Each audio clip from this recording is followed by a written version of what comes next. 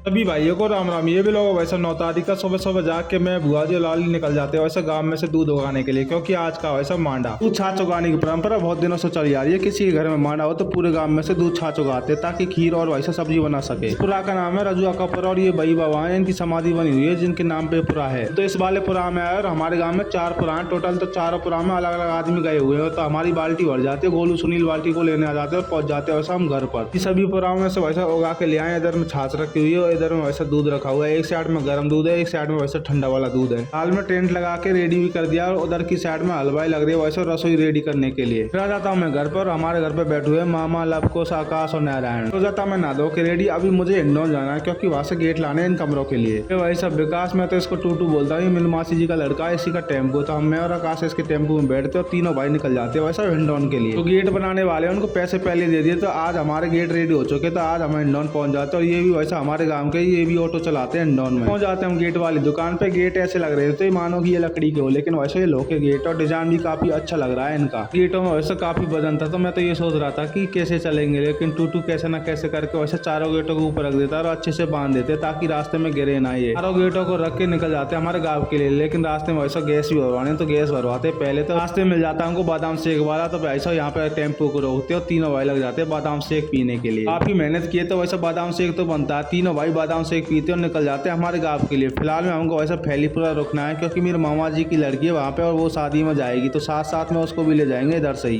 उनके घर के सामने रोक देते वैसा टेम्पो को, वो भी आ जाते बाहर। यहाँ पे मेरे मामा जी का लड़का विजय भी है, ये शाम को आएगा भात लेके। फिर बैठ जाते हैं टेम्पो में। ये वैसा नीतू बहन जी और ये हमारे छोटे छोटे बहन जी। बहन जी तो आई नहीं, उसकी एग्जाम चल रही है फिलहाल में। तो जाती है वैसा हमारी एंट्री हमारे गाँव में। इधर में खाने पीने का प्रोग्राम चल रहा है और हम पहुंच जाते हैं वैसा घर पर। गेटों को वैसा घर पे तो पहुंचा देते, उतारना बाकी हुई। चारों मेरे बुआ जी के लड़के बिल्कुल निखद्दे, एक भी नहीं आया वैसे मदद करवाने के लिए। एकमात्र आया था बस सुमेर। काफी वजनदार गेट है वैसा, लोहे के गेट है इसलिए। थोड़ी देर में वैसा फिटिंग करने वाला भी आ जाएगा, तो चारों गेटों को उतार के रख देते कमरों के सामने। फिर पहुंच जाता हूँ मैं चाचा के घर पे। आज मांडा है तो खाना पीना चल रहा है इधर में। अभी तो सब घर वाले ही हैं, अभी बाद में आएंगे गाँव वाले। तो मुझे भी वैसा भूख लग रही थी तो मैं भी बैठ जाता हूँ अशोक और सुनील के साथ में खाने के लिए। और वैसा खाने में लड्डू, पूरी, सब्जी और खीर जाता है वैसा। गेटों को फिटिंग करने वाला दोनों गेटों को लगा भी देता है। मम्मी ये बोल रही थी काफी अच्छे लग रहे हैं। यहाँ पे चल रहा है वैसा मेहंदी वाला प्रोग्राम, तो मेहंदी लगाई जा रही है और वैसा धीरे धीरे भीड़ भी बढ़ती जा रही है। मेरा सबको पता कि मैं ब्लॉग बनाता हूँ, तो ये बोल रही थी हमें भी ब्लॉग में ले ले। उसके बाद में मैं भी लग जाता हूँ परोसने के लिए। तो वैसा ज्यादा पब्लिक आई नहीं है, शाम के टाइम में एक साथ पब्लिक आती है वैसा खाना खाने के लिए। और ये हमारी परोसने वाली गैंग, ये बैठे वैसा नेठल्ले बिल्कुल काम नहीं करवा रहे।